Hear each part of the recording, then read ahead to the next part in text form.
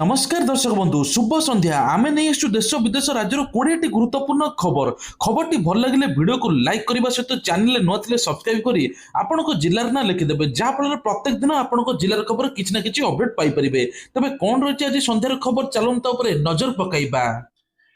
प्रथम खबर आज मूलाष्टमी आज संध्यार जाजपुर देवी मां विरजा पीठरे आरंभ हो षोड़श पूजार उपचार संध्यारे मां नीतिकांति अनुजाई पूजार्चना ब्रह्मकुंडर जल अणाଯାଇ कलश प्रतिष्ठा आसंता प्रतिपद ठारू आरंभ हो नवदिनात्मक रथयात्रा एथपाई रथ निर्माण कार्य जारी रही प्रतिपद ठारू प्रतिदिन मां विरजा चलती प्रतिमा रथारूढ़ हो बेढ़ा परिक्रमा करेंगे।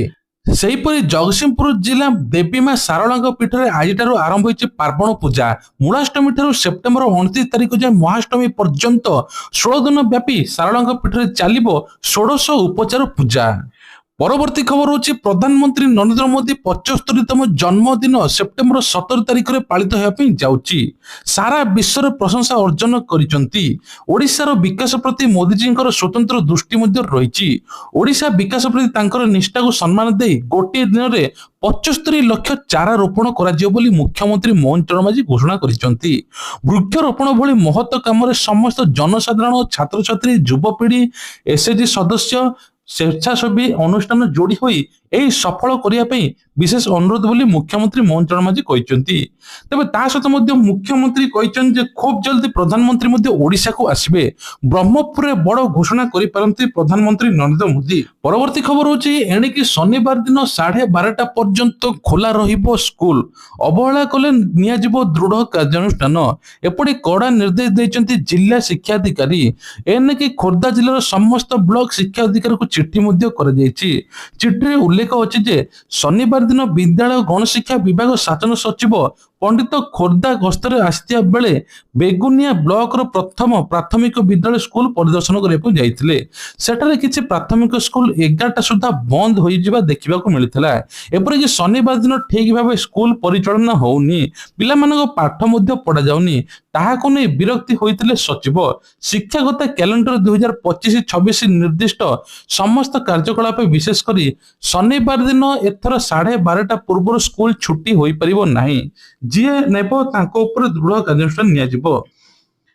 परवर्ती खबर रोचे एथर सुनेत्र योजना कौन कालिया योजना पर सरकार घोषणा कले आउ एक नुआ योजना जोटा कि सुनेत्र ओडिशार छोट बड़ समस्त हेबे उपकृत सरकार वर्तमान लोक मानक नुआ नुआ योजना देबार लागिचंती एमिति एक योजना जोटा कि एक विभिन्न प्रकार कालिया योजना भी बहुत बड़ जोटा कि यही योजना माध्यम लोक मुहर हस खेलाई आज राज्य में आरंभ होती स्वास्थ्य भित्तिक कार्यक्रम सुनेत्र माध्यम सरकार राज्यर समस्त स्कूल छात्र छात्री मान प्रति वर्ष चक्षु परीक्षण मागणार सहित दृष्टिगत समस्या थिबा पिला मानक मागणार चश्मा जोगाई देवार व्यवस्था अच्छी यह छड़ा जेकोसी प्रकार जटिल चक्षु रोगर आवश्यक चिकित्सा डाक्तखाना वयस्क लोक प्रति वर्ष मागणार आखि परीक्षा आवश्यक 40,000 चश्मा मागणार पाइपरिबे वयस्क लोकों मोतियाबिंदु अस्त्रोपचार भी मागणार हेबो एही सब सुविधा गोष्ठी स्वास्थ्य केंद्र उपखंड स्तरीय डाक्तरखाना जिला डाक्तरखाना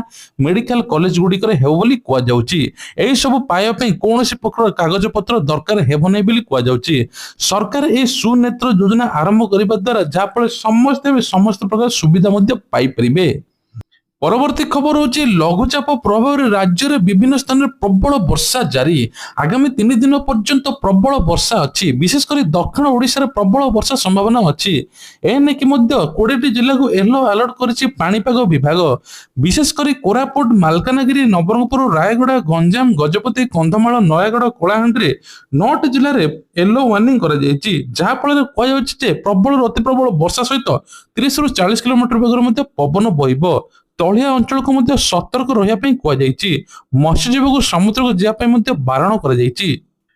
परवर्ती खबर होची एथर मोहन सरकार फोकस रे एआई आर्टिफिशियल इंटेलिजेंस काम करिबो राज्य सरकार किनिबे एआई उपकरण एने कि सरकार मध्य कहचंती समस्त सरकारी कार्य रे एथर एआई लागिबो प्रशासनिक दक्षता वृद्धि ପାଇଁ राज्य सरकार किଣିବା आर्टिफिशियल इंटेलिजेंस उपकरण एने समस्त विभाग चिठी लिखिଛନ୍ତି साधारण प्रश्न साधारण अभियोग विभाग तेबे साधारण प्रश्न को अत्याधुनिक करने को एआई व्यवहार करने निहाती दरकार जहाँ फल काम बहुत जल्दी हे समस्त काम बहुत जल्दी समाधान हो वृद्धि पाइब ता सहित जो माने काम करूना जो माने ऑफिस आसुचंती तांकर मध्ये टिकिनिकी तदारक मध्ये कराजिबो डाटा सिक्योरिटी को गुरुत्व मध्ये दियाजिबो एआई रो व्यवहार द्वारा कोनोसी बाह्य प्लेटफॉर्म रे कोनोसी गुप्त बा गोपनीय डॉक्यूमेंट अपलोड करा जाय परिबो नाही बोली कड़ा निर्देश दिया जायछि।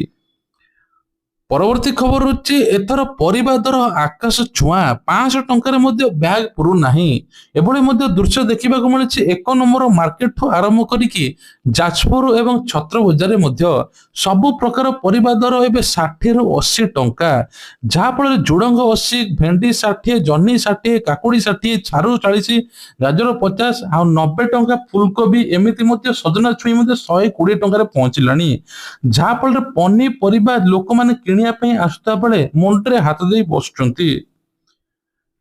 परवर्ती खबर होची गाड़ी चालक ପାଇଁ सबुठु बड़ खबर विभिन्न स्तर रे बहु परिमाण रो चालान पड़िथिबारु एथर राज्य सरकार बड़ घोषणा करिसंती जहा फल रे जेतिकी आपण चालान कटिथिबो किछि सर्वनिम्न आपण टंका देखि मध्ये चालान को काटी परिबे एने कि मध्ये बड़ घोषणा होईछि। तेबे मुख्यमंत्री मोहन चरण माझी अध्यक्षतार कैबिनेट बैठक पर गणमाध्यम प्रतिनिधि को सूचना देइछन मुख्य शासन सचिव मनोज आहूजा कहते मोटरयान एमवी आईन उल्लंघन पर जारी होता बहु संख्यक चालान उल्लंघनकारी द्वारा अनादेय रही परिवहन विभाग प्रवर्तन कर्मचारी माने बकेय जरिमाना को आदाय एवं सड़क सुरक्षा सुनिश्चित करने चैलेंज सृष्टि करें बहु संख्यक विचाराधीन चालान समाधान न होबारु सरकार जुलाई 31 तारिख सुधा ई चालान पर ओटीएस योजना घोषणा करथिले एमवी आईन रे आरटीओ स्तर रे विचाराधीन थिला एथर सरकार कहते आपन को जेतिकी टंका होईची आपण किछि टंका देकी मध्ये आपण चालान मध्ये कटाई परिबे। परवर्ती खबर होची बदलिला बालीजात्रा ना एथर बालीजात्रा ना हेबो ऐतिहासिक बालीजात्रा कटक 2025 आगरो केवल ऐतिहासिक बालीजात्रा लेखा होतला एथर चलित वर्ष नवेम्बर 5 रु 12 तारिख पर्यंत बालीजात्रा अनुष्ठित हेबो किंतु चलित वर्ष ऊपर बालीजात्रा पड़िया रे हेबोनी यात्रा ट्रैफिक कंजक्शन पाई ऊपर बालीजात्रा पड़िया रे हेबोनी केवल तळ बालीजात्रा पड़िया रे हेबो चलित वर्ष बालीजात्रा 34 एकर परिवर्ते 60 एकर जगह हेबो बालीजात्रा पोर्टाल रे रहिबो एसबु तथ्य ट्रैफिक पार्किंग संबंधी समस्त तथ्य मध्ये रहिबो जिला सांस्कृतिक परिषद पक्षरु सांस्कृतिक दल मध्ये चयन करा जिवो।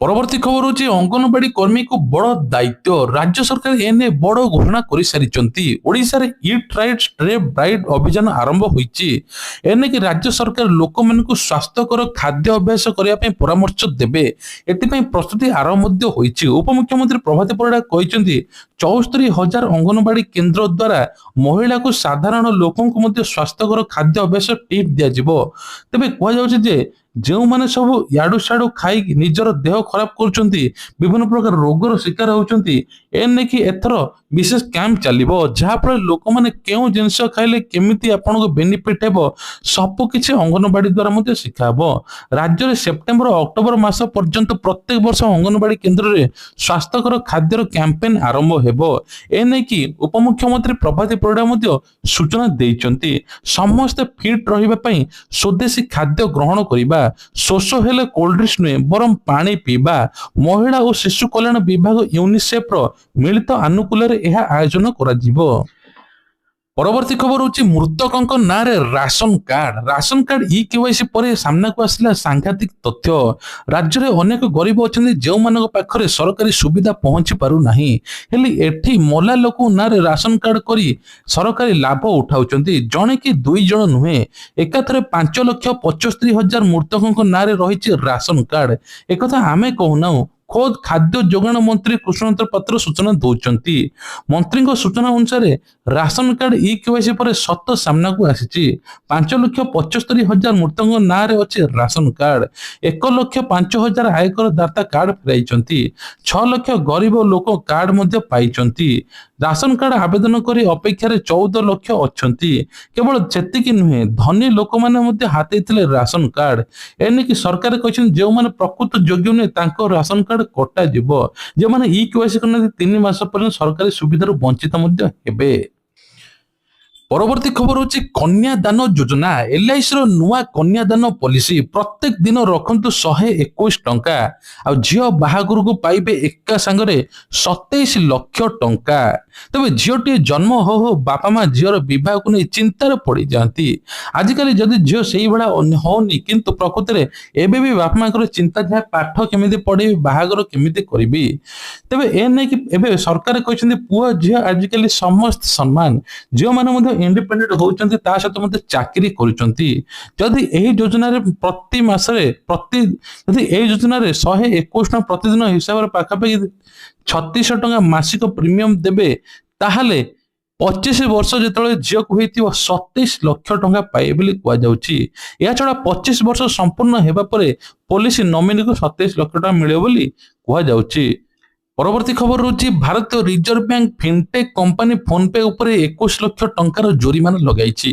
ପ୍ରିପେଡ୍ ପେମେଣ୍ଟ ଉପକରଣ ସହିତ ଜଡ଼ିତ କିଛି ନିୟମକୁ ଠିକ୍ ଭାବରେ ପାଳନ ନ କରିବା କେନ୍ଦ୍ରୀୟ ବ୍ୟାଙ୍କ ଦ୍ୱାରା କାର୍ଯ୍ୟାନୁଷ୍ଠାନ ନିଆଯାଇଛି। ଆରବିଆଇ କହିଛି ଅକ୍ଟୋବର 2023ରୁ ଡିସେମ୍ବର 2024 ପର୍ଯ୍ୟନ୍ତ କମ୍ପାନୀର ବୈଧାନିକ ଯାଞ୍ଚ କରାଯାଇଥିଲା।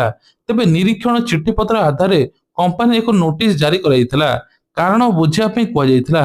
ଫୋନପେ ଦ୍ୱାରା ଦିଆଯାଇଥିବା ଉତ୍ତର ଅତିରିକ୍ତ ଦାଖଲ ବିଚାର ପରେ ଆରବିଆଇକୁ ଅଭିଯୋଗ ଗୁଡ଼ିକୁ ସଠିକ୍ ଜାଣିପାରିଲା ବା ଜୋରିମାନା ଲଗାଇଲା। ତେବେ ଆରବିଆଇ ସ୍ପଷ୍ଟ କରିଛି ଅନେକ ଥର କମ୍ପାନୀର X account balance, prepaid payment ଉତ୍ପାଦ ଏବଂ ବ୍ୟବସାୟୀମାନଙ୍କୁ ମଧ୍ୟ ଦେୟ ପରିମାଣ କମ୍ ଥିଲା।